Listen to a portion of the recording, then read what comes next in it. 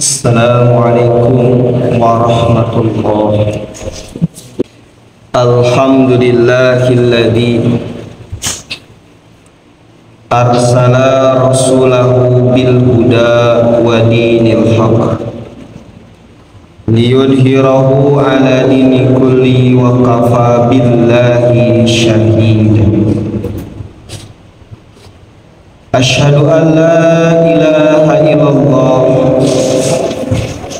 wa asyhadu anna Muhammadan abduhu wa rasuluh allazi la nabiyya ba'dah, amma ba'd. Hadirin sidang Jumat rahimahullah. Akhir-akhir ini kita menerima banyak informasi mengenai kondisi lingkungan kita dan juga negara kita. Berbagai tragedi menimpa negeri kita, mulai dari kejadian alam sampai kejadian sosial. Mulai dari bencana alam, kemarin kita melihat berita di media sosial, ada meteor jatuh. Kemudian sebelumnya ada awan yang begitu menggumpal tebal sampai mengeluarkan petir dan lain sebagainya. Belum lagi ancaman mengenai sesar Lembang yang kata para ahli diperkirakan kerusakannya bisa mencapai Sumedang, ke sebelah barat bisa mencapai Cianjur, ke sebelah selatan bahkan bisa sampai Buah Batu, Ciwasta, mungkin ke kita juga. Berbagai kejadian alam kita saksikan. Berbagai kejadian alam tidak mustahil akan kita hadapi. Terlebih negara kita disebut dengan ring of fire, cincin api. Kenapa? Karena saking banyaknya di negeri kita gunung-gunung berapi yang aktif, yang kita tidak pernah tahu kapan gunung itu akan meletus. Yang pasti, kalau kita mempelajari mengenai kisah umat-umat dahulu yang Allah binasakan, umat-umat dahulu yang Allah hancurkan, umat-umat dahulu yang Allah azab, kalau kita perhatikan, Allah senantiasa menghukum mereka di saat, di waktu yang tidak mereka kira. Di saat mereka sedang beristirahat, di waktu mereka sedang bersantai, di waktu mereka sedang riang bergembira, tiba-tiba Allah menurunkan azab kepada mereka. Hari ini kita dikepung dengan berbagai tragedi, dengan berbagai musibah yang kita terima. Belum lagi perilaku elit politik kita saksikan hari ini di televisi yang semakin hari semakin buruk. Triliun, mohon maaf, korupsi miliaran hingga triliunan. Hadirin sidang Jumat rahimahumullah. Maka dari kejadian dan tragedi-tragedi ini masuk ke kami pertanyaan, apakah ini termasuk kepada musibah ataukah ini adalah azab? Hadirin sidang Jumat rahimahumullah, bagi kita kaum muslimin, apakah ini sebagai musibah ataukah ini sebagai azab? Maka bagi kita kaum muslimin, hendaknya kita mau mengambil ibroh untuk dijadikan sebagai muhasabah. Kita mau mengambil pelajaran untuk dijadikan sebagai introspeksi diri. Hadirin sidang Jumat rahimahullah, Pertama, muhasabah yang kita lakukan adalah kita harus menyadari bahwa Allah menciptakan kita, Allah menghidupkan kita itu tiada lain untuk kita, untuk diuji. Dalam Quran surah Al-Mulk kata Allah Subhanahu wa taala, "Allazi khalaqakum liyabluwakum amalu ahsanu amal." Bahwa Allah menciptakan kita itu liyabluwakum, Allah hendak menguji kita, siapakah di antara kita ahsanu amalan, yang paling baik amal. Yang kedua, patut kita sadari bahwa Allah Subhanahu wa taala menghidupkan kita pasti akan memberikan ujian. Dalam Quran surah Al-Baqarah kata Allah Subhanahu wa taala, "Lanabluwakum minal khaufi." Allah Subhanahu wa taala hendak menguji kita dengan rupa-rupa, dengan macam-macam ketakutan. Ketakutan gempa, takut terjadi tsunami, takut terjatuh dari pesawat, takut terjadi bencana alam dan lain sebagainya. Ketakutan-ketakutan itu terus menghantui kita, terus menakuti kita. Bukan hanya ketakutan yang Allah hendak ujikan kepada kita, tapi Allah juga hendak menguji kita kekurangan pangan, kekurangan buah-buahan dan lain sebagainya. Maka ketika Allah menguji kita dengan berbagai macam ketakutan, dengan berbagai macam kekurangan buah-buahan, kekurangan pangan dan lain sebagainya, hendaklah kita menyadari bahwa diri kita semua milik Allah. Sebagaimana kata Allah, "Allazina idza asobathum musibah." Orang-orang yang sabar itu adalah orang-orang yang bila mereka ditimpa musibah, mereka akan mengatakan, "Inna lillahi wa inna ilaihi rajiun." Sesungguhnya kami ini milik Allah. Kita semua adalah milik Allah. Kita berasal dari Allah, maka kita pun akan kembali kepada Allah. Maka sebaiknya ketika menjalani kehidupan pun harus karena Allah. Karena kita berasal dari Allah, kita akan kembali kepada Allah, maka jalanilah kehidupan ini karena Allah. Inna lillahi wa inna ilaihi rajiun. Hadirin sidang Jumat rahimakumullah. Lantas apa yang membedakan kalau satu kejadian, satu tragedi menimpa kepada kita, menimpa kepada satu bangsa, menimpa kepada satu komunitas, menimpa kepada masyarakat, apakah itu sebagai musibah semata atau sudah ada di tingkat azab? Apa yang membedakan? Mari kita perhatikan petunjuk dari Quran. Allah Subhanahu wa taala pasti tidak akan berbuat dolim kepada hambanya. Tidak mungkin Allah tiba-tiba menurunkan azabnya. Tidak mungkin tiba-tiba Allah menghukum hamba-hambanya. Ternyata kalau kita perhatikan petunjuk dari Quran, Allah Subhanahu wa taala menghukum menurunkan azab kepada hambanya tiada lain karena di satu tempat itu sudah terjadi banyak pelanggaran apa yang Allah haramkan. Seperti yang Allah timpakan kepada Fir'aun, kata Allah, fa'aksaru bihal fasad, karena mereka sudah banyak melakukan berbagai macam kerusakan, kezoliman, kesyirikan, pembunuhan, perjinahan, serta semua kemaksiatan-kemaksiatan yang kalau kita perhatikan tidak ada dosa di muka bumi ini yang tidak pernah dilakukan oleh Fir'aun. Semua dosa yang ada di muka bumi ini semuanya pernah dilakukan oleh Fir'aun. Pembunuhan, perjinahan, manipulasi data, kezoliman, kesyirikan, dan berbagai macam dosa besar lainnya sudah pernah dilakukan oleh Fir'aun. Maka layaklah Allah Subhanahu wa taala menimpakan musibah kepada mereka, menimpakan azab kepada mereka. Maka kata Allah, fasobba alaihim rabbuka sauta adab, maka Allah timpakan kepada Fir'aun beserta kelompoknya dengan berbagai macam siksaan, dengan berbagai macam hukuman. Hadirin sidang Jumat rahimakumullah, lantas apa yang menyebabkan murka Allah turun kepada manusia?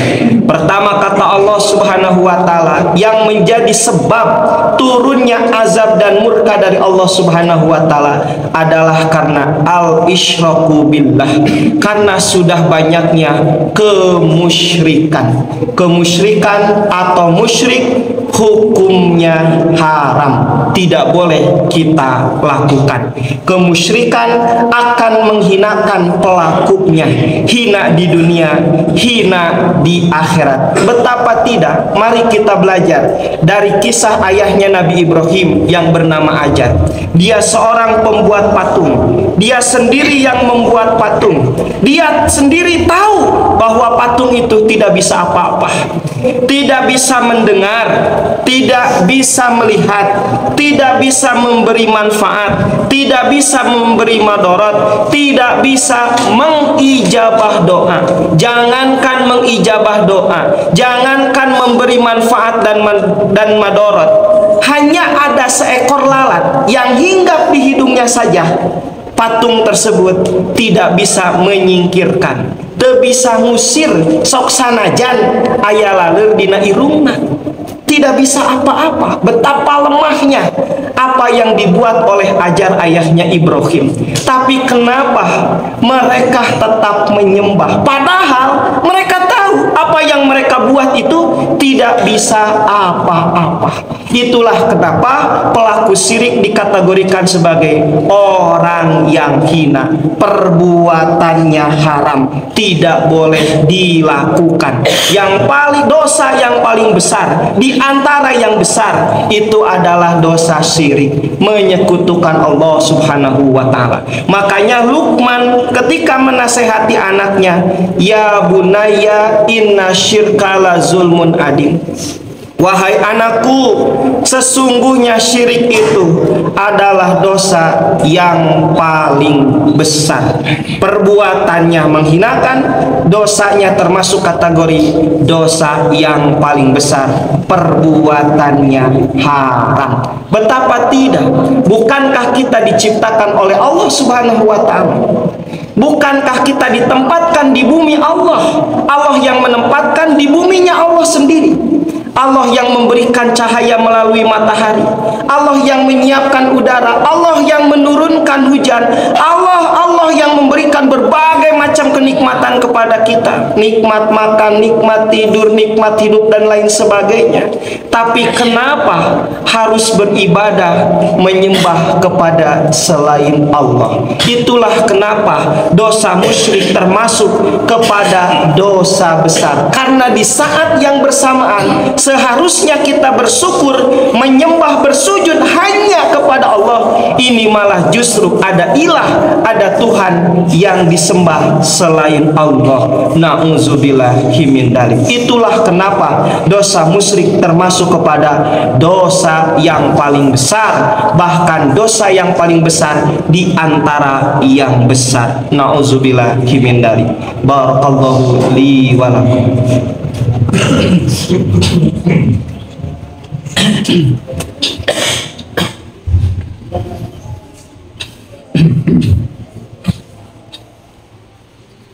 Alhamdulillahilladzi bi'izzatihi ya'tazul mu'minun wa bi'inayatihi wa taufiqihi yahtadidz zalimun.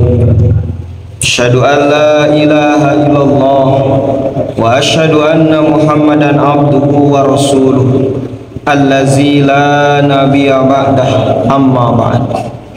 Hadirin sidang Jumat rahimakumullah, perbuatan kedua yang menjadi sebab turunnya azab dan murka dari Allah Subhanahu wa taala adalah uququl walidain, durhaka kepada orang tua. Durhaka kepada orang tua hukumnya haram. Kita wajib birrul walidain, berbakti kepada orang tua. Betapa indah dan bagus sekali berbakti kepada orang tua. Di Quran diungkapkan dengan kata-kata birrun, yang akar katanya dari kata barun. Barun asal artinya adalah daratan. Kalau dalam bahasa Arab ada sebutan yang tadinya fathah kemudian dikasrohkan seperti barun, maka kalau dibaca birun itu artinya menjadi seperti. Barun daratan, birun seperti daratan. Maitatun itu mayit, mitatun artinya seperti mayit. Kata Rasulullah SAW, siapa yang meninggal dalam kondisi keadaan tidak berjamaah, tidak mempunyai pemimpin, maka kata Rasulullah, mitatan jahiliyatan, maka mayitnya seperti mayit jahiliyah. Birrul walidain dibaca dengan birun, itu artinya adalah seperti daratan, bahwa berbakti kepada orang tua seperti daratan. Betapa sangat luas sekali berbakti kepada orang tua, bukan hanya memberi finansial, hanya sebatas berkunjung, hanya sebatas menyapa, hanya sebatas menanyakan kondisinya saja, yang membuat mereka berbahagia luar biasa. Itu masuk kepada kategori birrun. Bahkan birrul walidain tidak terbatas bagi orang tua kita yang sudah meninggal saja. Birrul walidain bisa kita lakukan kepada orang tua yang sudah meninggal. Dengan cara apa? Pertama kata Rasulullah, bistighfari waladika, dengan cara memohon ampun kepada orang tua kita yang sudah meninggal. Kelak di akhirat di surga ada orang tua yang naik level surganya dari level yang rendah yang bawah menjadi level yang lebih tinggi. Ketika dia bertanya, ya Allah, ya Rabb, aku tidak punya amal soleh untuk ada di surga ini. Kenapa aku ada di surga ini? Kata Allah Subhanahu wa Ta'ala, bistighfari waladika, itu disebabkan karena istighfar, karena permohonan ampunan dari anakmu. Setiap kali dia sujud, setelah dia selesai sholat, dia senantiasa berdoa, Rabbighfirli wali walidaya, dan seterusnya. Rabbighfirli wali walidaya walil mu'minina yauma yaqumus sa'a, dan seterusnya dan seterusnya. Dia senantiasa berdoa memohonkan ampunan bagimu, maka aku bahagiakan kamu, aku angkat kamu dari surga yang rendah menjadi yang lebih tinggi, dan seterusnya dan seterusnya. Itu semua bistighfari waladik, disebabkan istighfar dari anakmu. Bukan hanya istighfar ketika sholat atau selesai sholat, tetapi ketika kita meneruskan kebaikan orang tua kita punya program yang bagus, senantiasa membantu Jumat berkah misalkan, senantiasa menolong kalau masjid bocor, dan seterusnya dan seterusnya. Orang tua kita punya program di rumahnya pengajian, lalu kita melanjutkan, lalu kita meneruskan, maka itu pun menjadi jariah birrul walidain buat orang tua kita.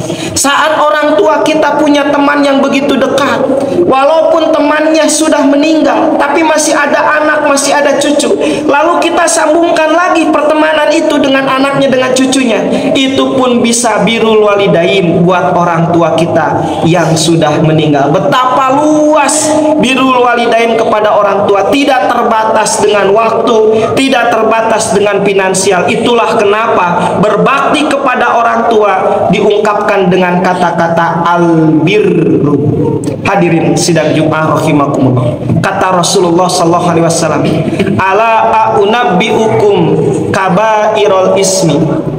Rasulullah SAW sampai mengatakan 3 kali, ala a'unabbiukum kabairul ismi. Maukah aku tunjukkan, beritahukan kepada kalian dosa yang paling besar di antara yang besar setelah kemusyrikan? Kata Rasulullah SAW, pertama, dosa yang besar di antara yang paling besar adalah asyirku billah, musyrik kepada Allah, wa uququl walidain, dan durhaka kepada orang tua. Orang tua yang seharusnya kita hormati karena jasa mereka telah melahirkan kita. Terlebih ibu kita yang telah mengandung selama 9 bulan dengan susah payahnya, mengorbankan jiwa untuk melahirkan kita. Seharusnya kita hormati, seharusnya kita agungkan. Hari ini kita banyak menyaksikan banyak anak yang menghinakan orang tuanya. Bahkan kita menyaksikan tidak sedikit ada orang yang sampai berani membunuh orang tuanya. Jangankan membunuh, hanya mengatakan saja, hanya mengatakan saja tidak boleh, hukumnya haram. Mudah-mudahan kita dijauhkan dari dosa-dosa yang dapat menyebabkan turunnya murka dan azab Allah Subhanahu wa taala. Terlebih dosa musyrik, dosa durhaka kepada orang tua, perbuatan pahsa, saksi palsu, sumpah palsu, serta perbuatan zina. Itu adalah dosa-dosa besar yang dapat menyebabkan turunnya murka dan juga azab dari Allah Subhanahu wa taala. Mudah-mudahan kita digolongkan, dikelompokkan kepada orang-orang yang apabila berbuat baik kita merasa senang, kita merasa gembira, kita merasa berbahagia, sebagaimana doa dari Rasulullah SAW. Allahumma ij'alni minal ladzina idza ahsanu istabsyaru wa idza asa'u istaghfaru.